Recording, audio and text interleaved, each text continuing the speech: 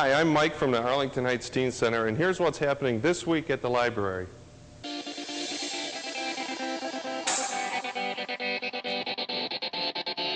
Hi, I'm Mike. And I'm Jenny. Welcome to What's Up at the Library. Whoa, love the glasses, but what is that all about? Well, you know, today, April 16th, is International Moment of Humor Day, so let's take a moment and enjoy that. Okay.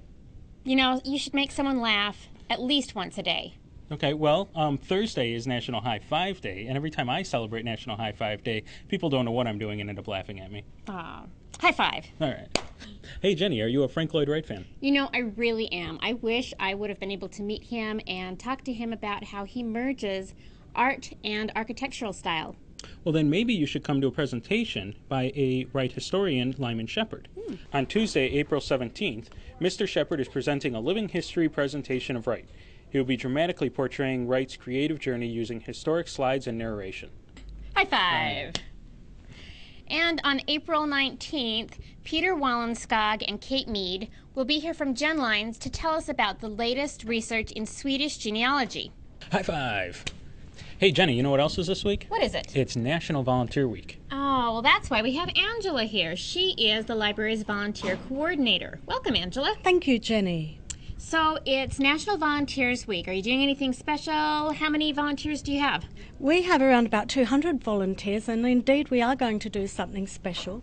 We're going to celebrate the wonderful achievements that they actually make and give us in the library.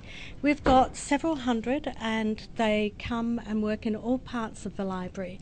So, you know, sometimes you may think you're looking at a staff member, where in fact you're looking at a volunteer. Wow, hundreds of volunteers. Hundreds, yeah. Wow, that is great. So about how many hours do volunteers work? Volunteers over the last year worked 27,000 hours. Wow. And if you think about that in terms of people hours, that's say 14 full-time equivalent people for the library each year.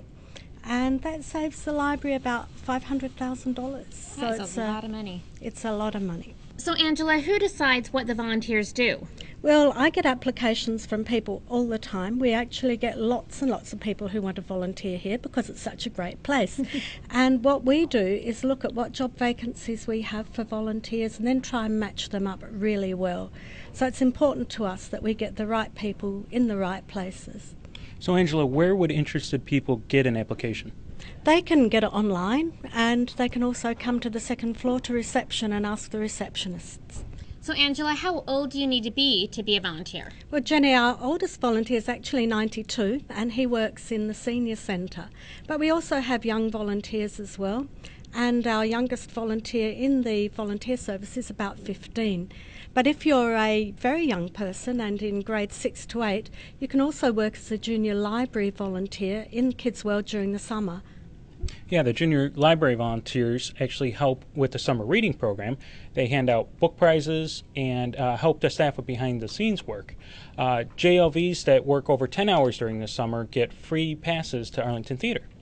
I'm really glad that you brought up the JLVs because it's time for the kids who are interested to check out their the application from the Kids World desk, and they have to have those turned in by May 14th at 10 p.m.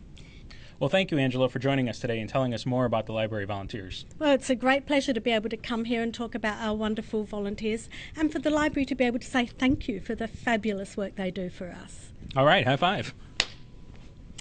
And last but not least, if you're interested in the internet, we have 2 classes this week, Searching the Internet Beyond the Basics on April 17th and 19th. As always, you can get more information and register for these classes on our website. And that's what's happening this week at the library. High five. All right, high five.